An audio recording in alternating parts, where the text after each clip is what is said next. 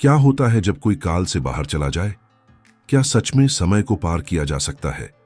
और क्या किस्मत किसी का इंतजार करती है? ये कहानी है रेवती की, एक ऐसी राजकुमारी जो समय से बाहर चली गई और जब लौटी तो जमीन पर न वो समय बचा था, न वो लोग, न वो सभ्यता। बहुत पहले, राम और कृष्ण के समय से भी पहले, एक महान राजा काकुदमी का राज्य था। वह एक समृद्ध और बुद्धिमान राजा था जो आध्यात्मिक रूप से भी बहुत उन्नत था।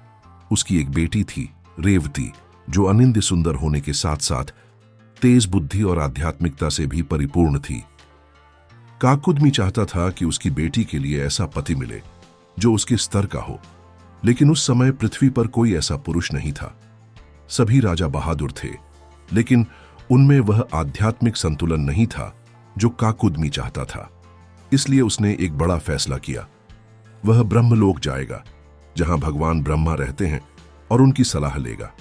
अपने साथ अपनी बेटी रेवती को लेकर काकुदमी ने गहरी साधना की और योग की शक्ति से ब्रह्मलोक की यात्रा की। वहां उन्होंने देखा कि भगवान ब्रह्मा गंधर्वों के संगीत में व्यस्त थे। सम्मान दिखाते हुए वे इंतजार करने लगे। संगीत समाप्ति के बाद आखिरकार काकुदमी ने ब्रह्मा से अपनी इच्छा बताई और पृथ्वी के राजकुमारों की सूची दी कि कौन रेवती के लिए उपयुक्त हो सकता है। ब्रह्मा ने मुस्कुराते हुए कहा, हे काकुदमी, जब तुम यहां आए तब तक पृथ्वी पर 27 युग बीत चुके थे। जो राजकुमार तुम खोज रहे हो, उनके राज्य, परिवार, नाम सब समय के साथ खत्म हो चुके हैं। तुम्हारी पृथ्वी अब वैसी नहीं रही। एक नया युग शुरू हो चुका है। काकुदमी हैरान रह गया।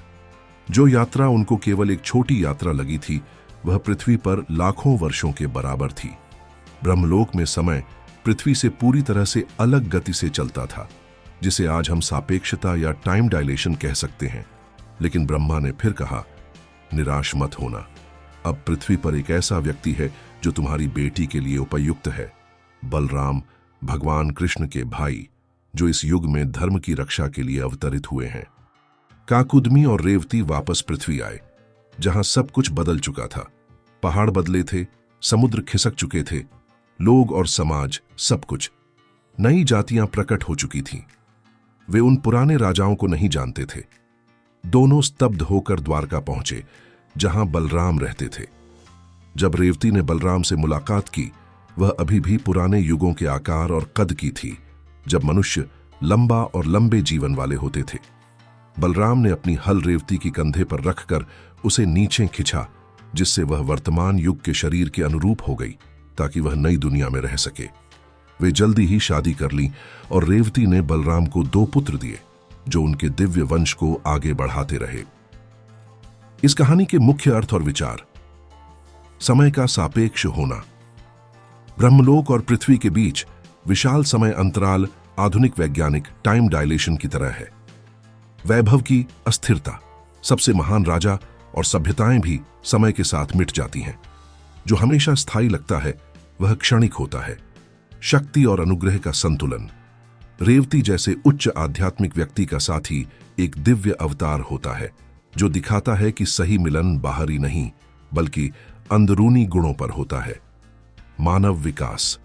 युगों के साथ मनुष्य के आकार और स्वभाव में बदलाव, चेतना और सभ्यता के चक्रीय परिवर्तन को दर्शाता है।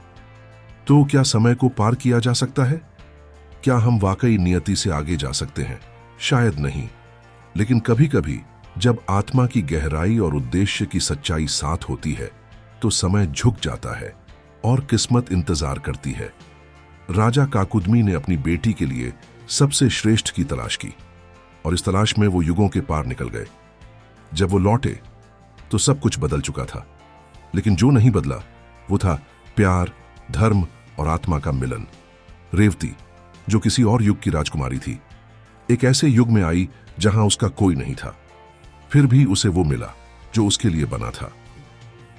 बलराम और रेवती की कथा हमें याद दिलाती है कि प्रेम, धर्म और सच्चा उद्देश्य वो समय से परे होते हैं। वो युगों से नहीं डरते, वो युगों को पार कर जाते हैं, क्योंकि कभी-कभी सबसे सुंदर कहानियां वहीं से शुरू होती हैं जहां समय रुक जाता है। अगर आपको ये कहानी पसंद आई हो तो इस वीडियो को लाइक जरूर करें। ऐसी ही खोई हुई अनसुनी पौराणिक कथाओं के लिए हमारे चैनल को सब्सक्राइब करें और बेल आइकन दबाएं ताकि अगली कथा आपसे छूट न जाए। और हाँ, इसे अपने दोस्तों के साथ शेयर जरूर करें। मिलते हैं अगली रहस्यमयी यात्रा में, जहां समय, भाग्य और भक्ति फिर से टकराएंगे। तब तक के लिए धन्यवाद।